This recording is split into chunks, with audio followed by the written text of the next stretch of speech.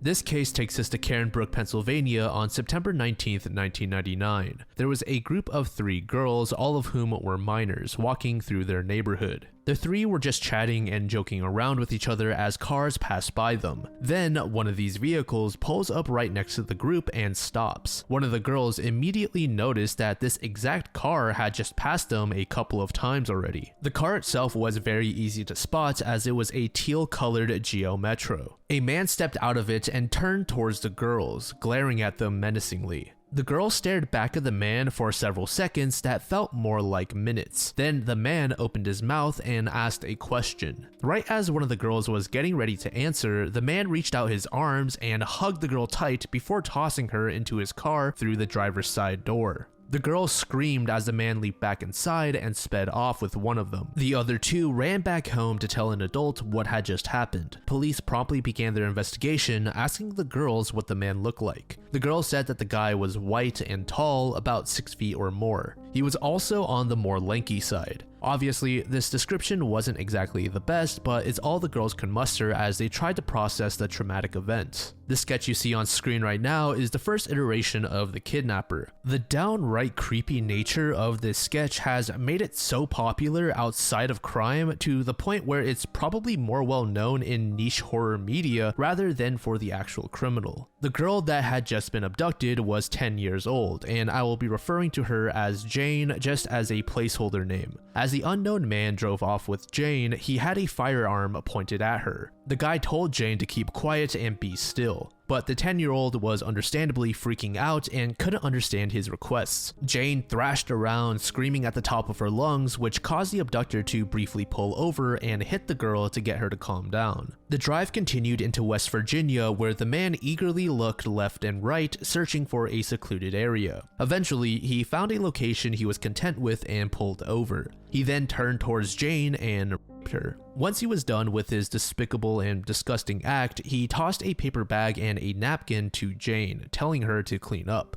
Now, while this crime is a total nightmare, it could have gotten so much worse for Jane. The man started his car back up, and Jane was now scared that she was gonna die. But instead, the guy drove back towards Pennsylvania, and as soon as he crossed state lines, he ditched the victim on the road. He bellowed from the car window for the girl to stay there and count to 100 before searching for help. So after the man had left and some time had passed, another car was seen approaching and spotted the distressed girl crying all alone. The driver got out and asked what's going on and where the girl's parents were. Jane tried her best to describe what had just happened to her, and immediately the adult knew that this girl was an unfortunate victim. The adult called police, who then proceeded to collect DNA evidence. Along with bodily fluids, there were partial prints that were believed to belong to the rapist. However, officials struggled to find an identity to tie the DNA to. The FBI lab was able to generate an adequate DNA profile, but they couldn't match it up with anything in the DNA index system database. The case went cold for several years until 2004. In April of that year, the FBI lab shared a DNA profile that was created from evidence found in a different kidnapping / case of a different girl. This other incident had occurred back in September of 1988 in Hagerstown, Maryland, over a decade before Jane's case. The 2 DNA profiles were a perfect match, but yet investigators were still unable to find an actual identity. Towards the latter half of 2018, those partial prints I mentioned earlier were passed through the next generation ID system once more, and this time officials got a hit. This potential match was a man named Timothy David Nelson. Investigators dug deeper into Timothy's family, and after extensive research, they were able to match up the partial prints they had to Timothy's son, Timothy Nelson Jr. At the time of the discovery, Timothy Jr. was living in Maryland. An arrest warrant was issued in January of 2019 for Timothy Jr. So finally, over 2 decades, or rather over 3 decades for that first victim, the culprit was finally caught. For the kidnapping and assault on Jane, Timothy received a sentence of 30 years in prison.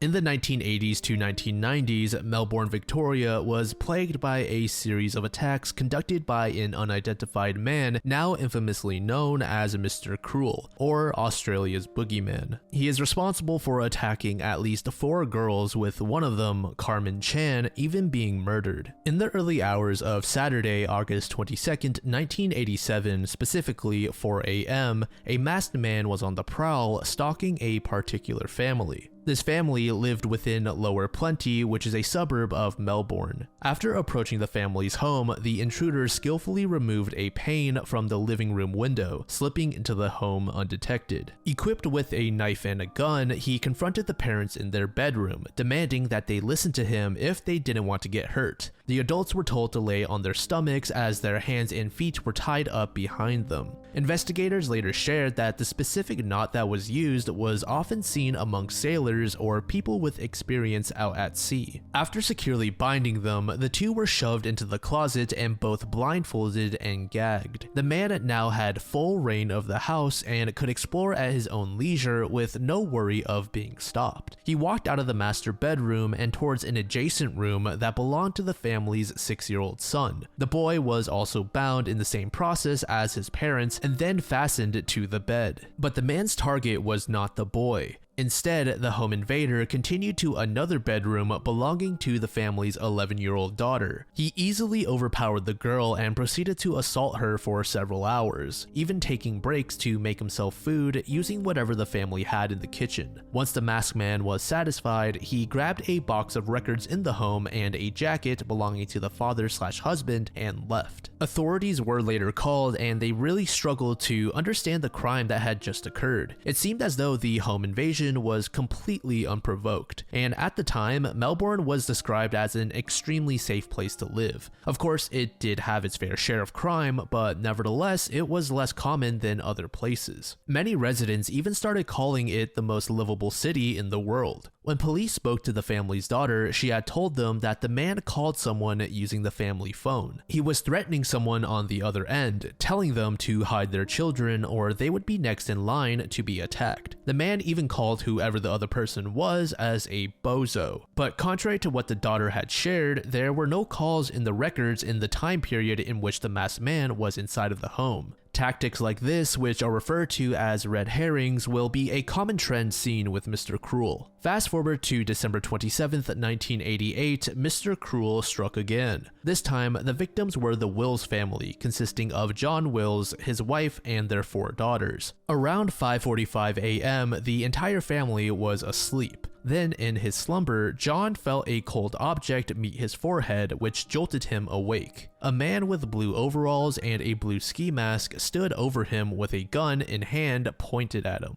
The mysterious man said, "Don't be a hero." John stared at the gun, then shifted his gaze to the man's other hand, which was holding a knife. He shook his wife awake, and all the two could do was stare with their mouths agape due to shock. Just like with the previous family a year ago, John and his wife were also told to roll over on their stomachs. After gagging and tying them up in the same manner, the masked man assured the couple that he was simply there for money. From their nightstand, he took $35 before exiting the room and entering the shared bedroom of the 4 daughters. Inside, he called out one girl by name, Sharon Wills, and told her to wake up. Sharon was also tied up and blindfolded. The man then went through the closet and picked out some of Sharon's clothes, including a skirt, before leaving with Sharon. About 15 minutes later, the parents had finally undone their restraints. They rushed to the room of their daughters and realized that Sharon, their eldest, had been kidnapped. The phone lines had also been cut, so John had to run over to the neighbor's home to use their phone in order to call police. And in a desperate attempt to locate Sharon, John wandered the neighborhood, hoping that by some miracle he would find his daughter. But of course, Mr. Cruel and Sharon were long gone. But luckily for the family, Sharon was returned to them in a shocking turn of events. Just before midnight that same day, a woman was out for a walk when she noticed what looked like a small person wrapped in green bags standing on the sidewalk. The woman approached them and realized that it was a child, 10-year-old Sharon to be exact. Sharon said, "My name is Sharon Wills, and I was taken from home early this morning. A man left me here and told me to go and ring home. Police were contacted, who then reached out to Sharon's parents. Police sat Sharon down and tried to get some information out of her that would help identify the abductor. She stated that she was blindfolded for the entire day, so she didn't know where she was or what exactly the man looked like. But she did say that he was rather soft-spoken and, oddly enough, sort of kind.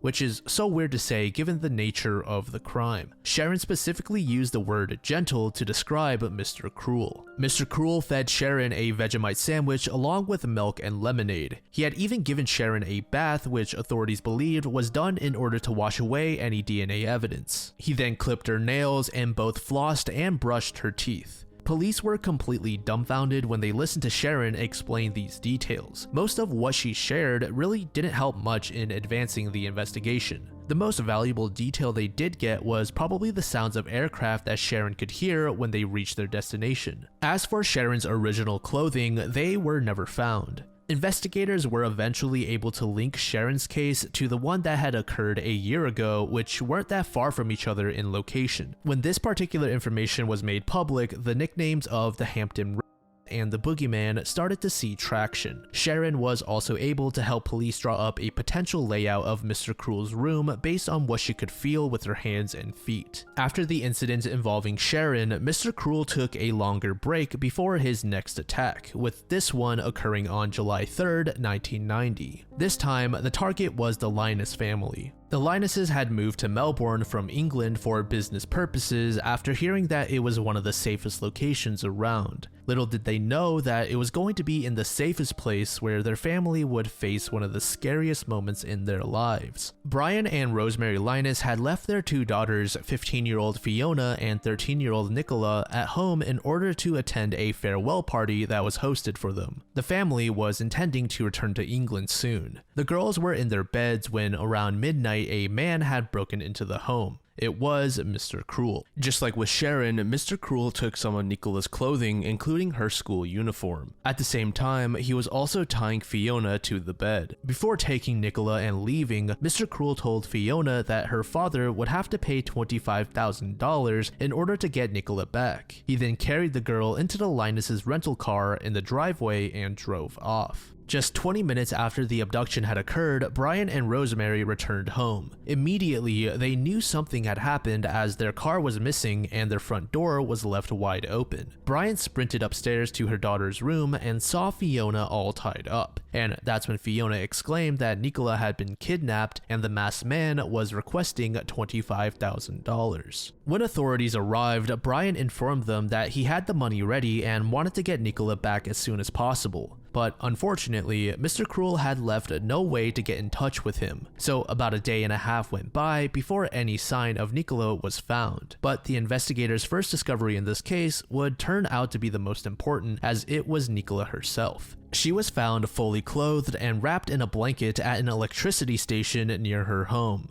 According to Nicola, Mr. Cruel had dropped her off there and told her to sit there until he drove away. After a few minutes passed, Nicola removed the blindfold which had been kept on her the entire time, just like with Sharon. During Nicola's exchange with the police, she shared that she thinks the criminal was about 5 foot 8 inches tall. She was even able to provide some details regarding where Mr. Cruel lived. But the description really wasn't all that in depth, as Sharon was only able to capture a few brief glimpses from her blindfold, and there really weren't any distinguishable features in sight. Another similar detail to Sharon's case was that Nicola was also bathed. And while she was being kept at Mr. Cruel's home or wherever the location they were at was, Nicola said that Mr. Cruel was speaking to someone. He was speaking in such a way that could be considered a full-blown conversation. However, the person that he was talking to never actually responded to him. Investigators believe that this was another of Mr. Cruel's red herrings. He may have wanted authorities to believe that there was an accomplice so that they would invest time and resources into looking for this other person. Then, months after the incident had occurred, Nicola told her parents that she remembered hearing airplanes where she was being held. Yet another similarity to Sharon's case. The fourth and probably worst case involving Mr. Cruel occurred on April 13th, 1991. The Chan family consisted of 5 people, John and Phyllis Chan along with their 3 daughters. John and Phyllis led very busy days, working about 18 hours a day to provide an above-average lifestyle for their kids. The family owned 3 restaurants in Victoria along with additional investment properties.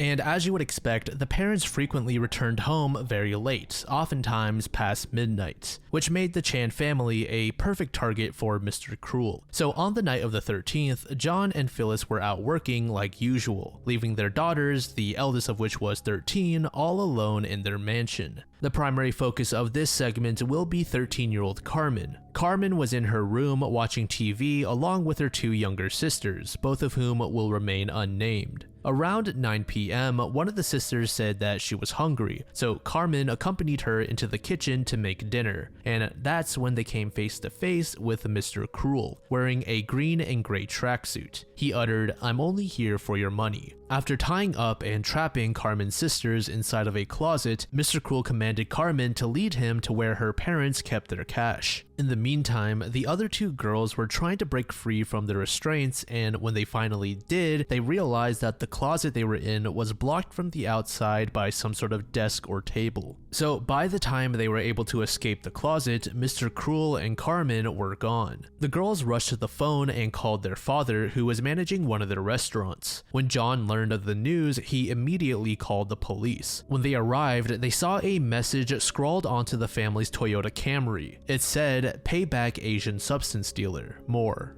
to come." This led authorities to believe that John and Phyllis were conducting some sort of illegal activity, and this kidnapping was related to a personal quarrel. Investigators determined that the kidnapper had entered the house by cutting the screen to an unlocked window. Afterwards, he left with Carmen through the backyard door in the kitchen. Dogs were able to track Mr. Cruel's steps out by about 300 meters through the family's tennis court and garden to an empty parking lot where it is believed that Mr. Cruel hopped in a vehicle. A little over a day later, John and Phyllis hosted a press conference where they begged the public for help and the kidnapper to give Carmen back. And interestingly, a few days after Carmen's abduction, Phyllis had put out an encrypted letter in the newspaper that was meant to be seen by Carmen and her abductor. Now, keep in mind, at the time, authorities weren't 100% sure that this case was related to the previous 2 with Nicola and Sharon, but they did keep the possibility in mind. According to Phyllis, her daughter would know how to decipher her message. It mentioned that the Chans were ready to offer a large sum of money to get Carmen back safely. Carmen's sisters even added their own messages to it, saying that they missed their sister and wanted her to come back so they could help her with their schoolwork. But unlike the previous cases, Carmen was not returned.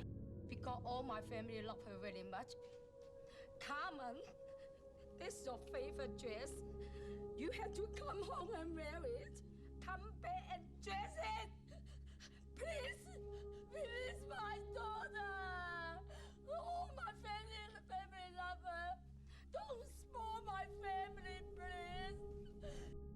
Days quickly turned to months, and it was revealed that on the night when Carmen was abducted, the crime scene had been quote-unquote destroyed. First responders had paid no mind to preserving the scene in its original state, ultimately messing up a lot of potential evidence. Since police didn't know for sure if Mr. Cruel was involved, they set their sights on people who may have had a connection to John or Phyllis Chan. Perhaps John had an enemy in business or something of that nature. However, investigators soon eliminated any possibility of this being a crime conducted by someone that the Chans knew personally. And thus they set their main focus onto Mr. Cruel and the previous cases. It was also determined that the message left on the family's vehicle was yet another red herring. In an attempt to get Carmen back unharmed, authorities offered a reward of $300,000 to any information leading to Mr. Cruel's arrest. Being that Mr. Cruel's previous victims were returned alive, the Chans and police were hopeful that the same would be done with Carmen. But little did they know they were in store for a tragic ending. About a year after Carmen's abduction, specifically April 9th, 1992, at Eggers Creek near Thomastown, a man and his dog were out on their daily walk. At some point, the dog stopped and the man called for it to catch up, but the dog seemed to be fixated on something. So the man backed up and looked in the same direction of where the dog was staring and noticed a strange object. He brushed some dirt off of it and went to pick it up, but in that split second, it dawned on him what he was looking at. It was a human skull. Law enforcement was called in, and after a few hours, they revealed that the skull belonged to Carmen Chan. Officials stated that there were 3 markings on the skull made by a firearm. Additionally, it was estimated that Carmen had died about a year earlier, so possibly not long after she was kidnapped. Theories started to come up left and right, suggesting that maybe Carmen wasn't actually abducted by Mr. Cruel. Both Sharon and Nicola, and even the very first victim we went over, were kept alive. So was it possible that investigators now had a brand new criminal on their hands? It was definitely a possibility, but both police and Phyllis shared their theory. Phyllis said that Carmen was rather stubborn and it wouldn't be unlike her to fight back against her kidnapper. At some point, she may have been able to unmask Mr. Cruel, leading to her death. And there is another detail from both Sharon and Nicola's cases that I haven't presented yet. Both of them shared the exact same statement from Mr. Cruel. He said, "My freedom is worth more than your life." Officially, Carmen is also considered a victim of Mr. Cruel. Surprisingly, no future cases have ever been officially connected to Mr. Cruel, or at least not in the same area. And it should be stated that there were many cases involving minors during the 80s that contain details that line up with Mr. Cruel, but those other cases have never been confirmed to be connected to him. So it's entirely possible that he has even more victims out there than the 4 that we discussed. Some people suspected that Mr. Cruel may have been employed in a local school system. All of the abductions/attacks had occurred during a time when the kids were on a break from school. Nicola and Carmen also attended the same school. If you recall, when I was going over Nicola's segment, I mentioned that Mr. Cruel took her school uniform. It's not exactly understood why Mr. Cruel chose this outfit in particular, but it may have been possible that he was trying to live out a specific fantasy in his head. Or he may have picked it out just by chance. This theory obviously goes way more in depth, and there are quite a few people who support this possibility, which just makes the guy all the more scarier. If he truly was employed by a school, he would have been amongst children almost every day of the week. If you've been watching the channel for a while now, or frequently watch videos on these true crime mysteries, you might be thinking that surely modern technology could identify Mr. Cruel soon. And sure, that would be the case for most events, except Mr. Cruel had not left behind a single trace of his DNA at any of the 4 crime scenes. And there really weren't very many witnesses that had meaningful information on his appearance either. But there was a semi-recent statement made in 2022 from a potential witness back in 1988 that is quite interesting. Or rather, it was the sister of 2 witnesses that shared this information. So 2 boys said that about a month and a half before Sharon Wills was kidnapped, there was a strange looking man that looked like he was up to no good filming the neighborhood, specifically Sharon Wills' house. Now, the exact location where the boys saw this man was in this secluded little field that was behind some houses with 2 electrical towers. The sister of the boys stated that only a local with knowledge of the area would be aware of that particular field. And if we zoom out a bit, all 4 victims were relatively close to each other in location.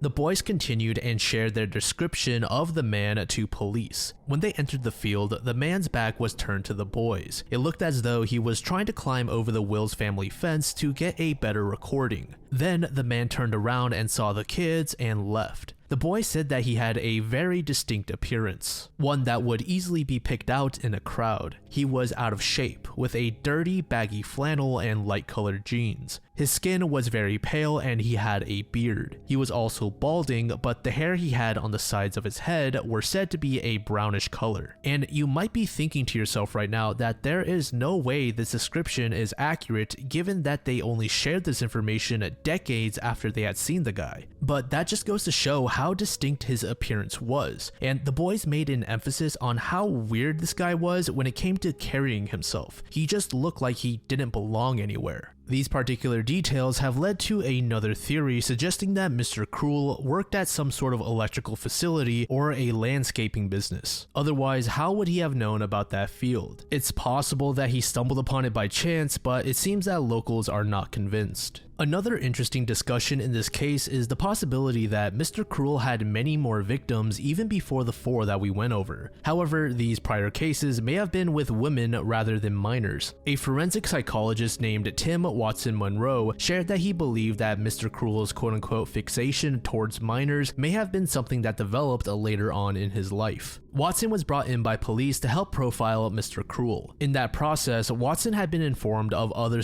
assault cases of both adult women and minors. One of these cases actually involved a nun said to be in her 60s to 70s. Several other cases Watson was shown also included women being bound in a similar fashion to Mr. Cruel's known victims. So what is being suggested is Mr. Cruel may have had a long history of adults, but over time he became bored. That's when he set his sights on children, since it brought along a new rush for him. It's possible that this change in preference also began sooner than the first official victim in 1987. In February of 1985, an unnamed 14-year-old girl in Hampton, Melbourne was kidnapped and later set free. According to the girl, her kidnapper said some things that are consistent with Mr. Cruel's confirmed victims, but the specifics regarding that case have not been released. And who's to say that there weren't more cases committed before 1985 that can be tied back to Mr. Cruel that police have just kept under wraps? In my own mind, I don't think these 4 cases even scratches the surface of the horrific acts this man has done. It's now been nearly 4 decades since the first attack, making many think that this string of cases will never be solved, and that may very well hold true since Mr. Cruel has left behind 0 DNA evidence. Let me know what you think in the comments. Ever since I started listening to true crime cases, this one has always stuck out for me.